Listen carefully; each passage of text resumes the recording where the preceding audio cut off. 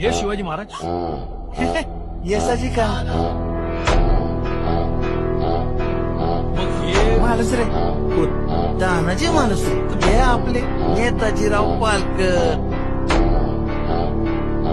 हे म्हणजे आपलं बाजी सर्जेराव जेरे.